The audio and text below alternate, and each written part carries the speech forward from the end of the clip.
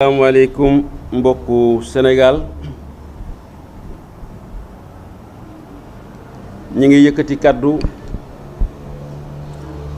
kaddu goo xam ne gi xol yi neexut xel mi dalut luñ doon jullit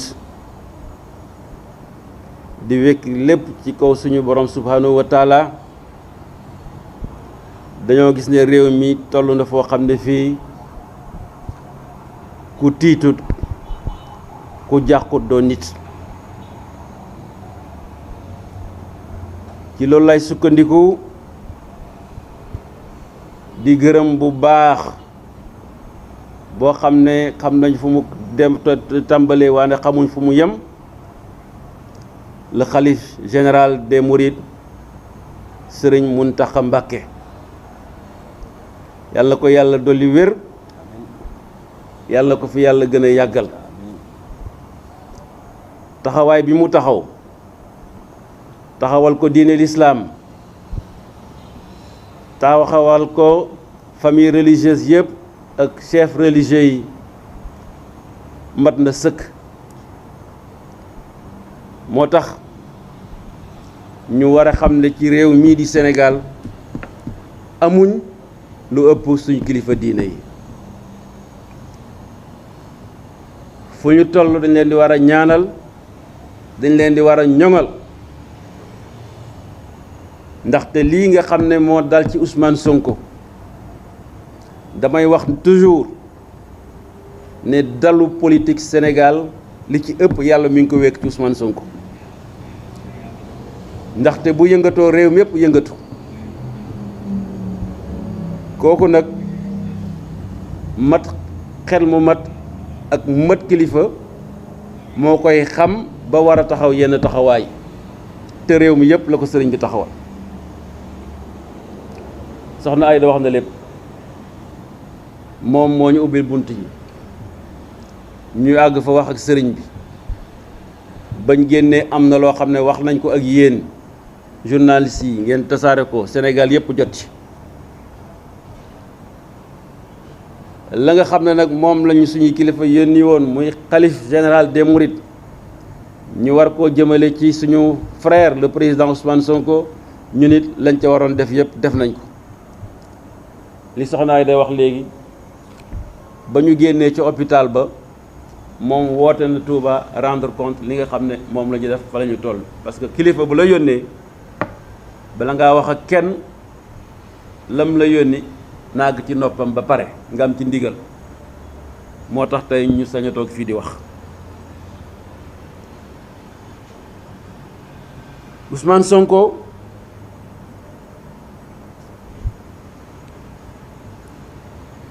Ousmane Sonko Ousmane Sonko laa wax de nekk na ci diggante bu doy waar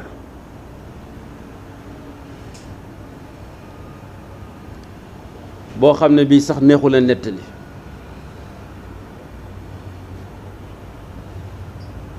te loolu lépp nga xam ne tey jaral na ko mu sacrifier bakkanam Sénégal moo ko jaral moo tax mu def ko projet bi nga xam ne yëkkati na ko ba ndaw yi xam ko moomal ko seen bopp topp ko moo tax muy def sacrifice bi muy def nit ñi dañuy wax mais li mu def c'est un acte héroïque mooy se faire violence soi-même pour loo xam ne da nga ko gëm di ko défendre ànd ko askan wi ba tey mu nekk ci loo xam ne lii léegi mu nekk ci diggante dund ak dee dëgg gi dañ koy wax lu metti metti soxna Ayda wax na ko li nga xam ne moom la ñu xalif bi yónnee biñ demee xanaa bala ngay jox nit kay mu mën laa xàmmee sax xam li ngay dox lan la mais dafa nekk ci situation critique fu ñu ko natt rek weesu na ko.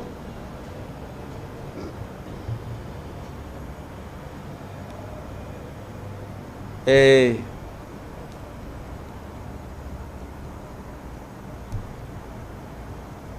c'est même pas, c'est très dur, c'est très difficile pour njabootam, ay soxnaam, ay mbokk deretam, ay mbokkam yu mbokk kuréel Yewwi Askan Wi ak des millions de jeunes sénégalais yi ko topp ak des millions de jeunes africains ay intellectuels ñi ëpp xam-xam ci Afrique fi mu nekk ñëpp ñu ngi koy méttitloo ñu xamal leen ne gis nañu ko tey ñun dem nañ teg bët Ousmane Sonko na mu nekkee du yoon luy jot na fee mu tëdd du place am li soxnaam yi wax mooy dëgg nañ ko bay mu dellu këram ñu bay ko ak ay soxnaam ñu toppatoo ko loolu mooy dëgg leneen lu ñu leen wax du loolu on vous raconte des histoires et tout peut arriver lépp mën naa ñëw fi ñu nekk nii tout moi je n'exclus rien hein. Vu l'état bi nga xam ne moom laa ko fekkee bakkan yàllaa ko yore dëgg la mais dañuy njort te lii mën nañ cee bañ a àgg waruñ ci woon a àgg sax Macky Sall il faut que mu arrêté moom mooy principal responsable li nga xam ne moom la Ousmane Sonko nekk tey situation bi bu moom ak son gouvernement et son pouvoir il faut que nit ñi xam ko bu ko neexoon suba mu dàkk parce que liñ ko teg boobu ba léegi ba mu nekk ci situation boobu injustice la du yoon. Alors en tout cas soxna Aïda wax na ko mënuñ ko woon a tëddaalee tey moo tax lu mu guddi guddi ñu ne danañ leen woo wax leen ko bu ngeen xamal ko Sénégal xamal ko àdduna bi. Je voudrais profiter de l'occasion pour m'adresser encore à la communauté internationale. Je n'irai pas jusqu'à les accuser, mais quand même, je suis obligé de transmettre le message de Yewwi Askan Wi à cette communauté internationale. C'est comme si elle se désintéressait de la situation d'Ousmane Sonko et des droits de l'homme au Sénégal. Parce que c'est une atteinte manifeste à des droits de l'opposant le plus en vue, sur qui repose en grande partie la stabilité politique du Sénégal. Et comme ils se disent des amis du Sénégal, c'est quand même incompréhensible, inadmissible, inacceptable que ce soit silence radio sur la situation d'Ousmane Sonko. Je profite de l'occasion pour interpeller encore le haut-commissaire aux droits de l'homme des Nations Unies. Nous lui avons écrit depuis le 14 juin pour attirer son attention sur la situation du Sénégal, demander une commission d'enquête internationale indépendante pour nous édifier sur tout ce qui s'est passé dans notre pays. Silence radio. Depuis lors, il n'y a pas de réponse. Et peut-être que s'il s'était préoccupé de la situation du Sénégal, on n'en serait pas là aujourd'hui. La CEDEAO, qui va peut-être bientôt disparaître d'ailleurs. La CEDEAO, qu'est-ce qu'elle fait pour le Sénégal? Rien, absolument rien. Ils sont toujours là entre chefs d'État, former leur syndicat. Quand ils voient qu'une situation est en train de se détériorer dans un pays membre, dans un État membre, ils ne disent rien jusqu'à ce qu'il y ait grabuge pour essayer d'intervenir. Ce sont de mauvais médecins. Ce sont de mauvais, excusez-moi l'expression, je doute de leur capacité même de... Parce qu'on dit gouverner, c'est prévoir. S'ils répondent vraiment aux qualités de chef d'État, ils doivent prévoir, quand des situations pareilles se posent, ce qui pourra advenir. Ils disent rien. Alors, les pays qui se disent amis du Sénégal, qui veulent que notre pays soit toujours cet exemple de démocratie, un îlot de respect des droits de l'homme et des libertés individuelles. Personne ne dit rien. Il n'y a que quelques organisations non gouvernementales qui agissent. C'est injuste. Et je voudrais aujourd'hui leur lancer un appel solennel pour qu'ils s'intéressent davantage de la situation du Sénégal et essayer de voir comment trouver une solution, parce que Ousmane Sonko aujourd'hui est dans un état critique et c'est le principal opposant du Sénégal. On ne doit pas le traiter ainsi. On ne doit pas fermer les yeux. On ne doit pas garder le silence, parce qu'il y va de l'avenir de notre pays. Il y va de l'avenir de millions de jeunes qui croient en son projet. Et d'ailleurs,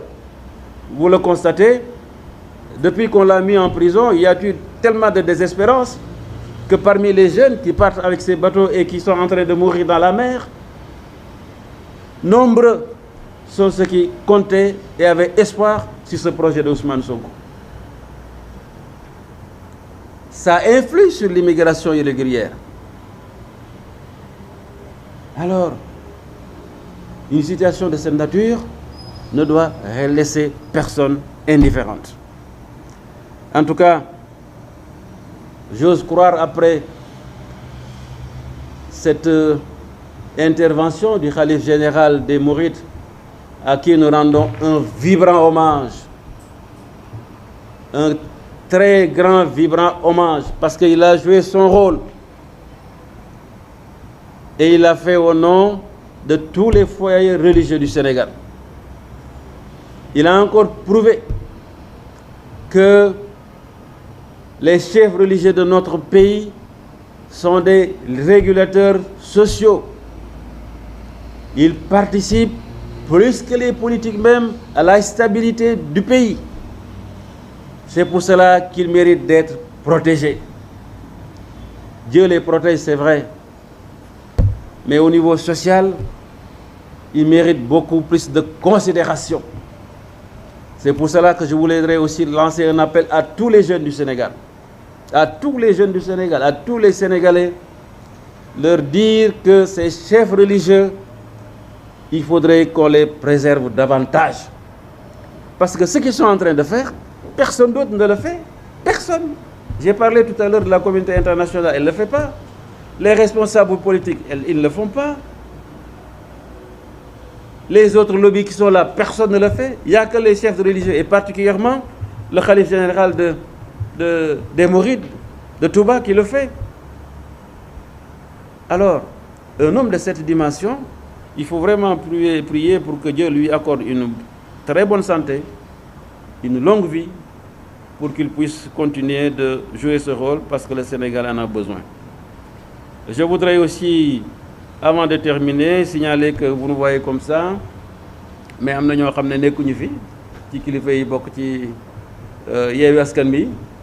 ku mel ne président Déthié Fall, ngeen xam ne fi ngeen ko daan gis siège am la ñu nekk, mais tey mu nga bitim réew diggante Alger ak Paris nekk ci mission, moo tax fekkewu ko, incha allah fii ak suba dana ñëw. Ku mel ne Cheikh Tidiane Youm, secrétaire général du PUR, sànq ba léegi ñoo nekkoon,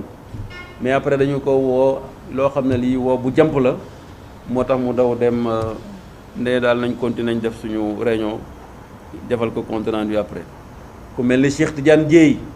ngeen xam ne ni mu mel ak Ousmane Sonko, moom it mi ngi diggante Ziguinchor ak Dakar ay teq-teq moo tax ñëwul. ku mel ne Malick Gakou moom it mi ngi bitim réew démb xaw ma barki démb la voyagé fekke wu ko ku mel ne professeur Abi Dat moom it nekk ci njàngale bi moo am moo teq-teqam moo tax fekkewul toogaay bi donc loolu daal mooy le ministre Moustapha Guirassy ñoo nekkoon léegi moom it vraiment mu nekk ci ay xat-xat moo tax moom it nekku fi mais ngeen xam ne ñoom ñi fi nekk ak ñi fi nekkul ñëpp ñoo bokk yitte bi ñoo bokk pas-pas bi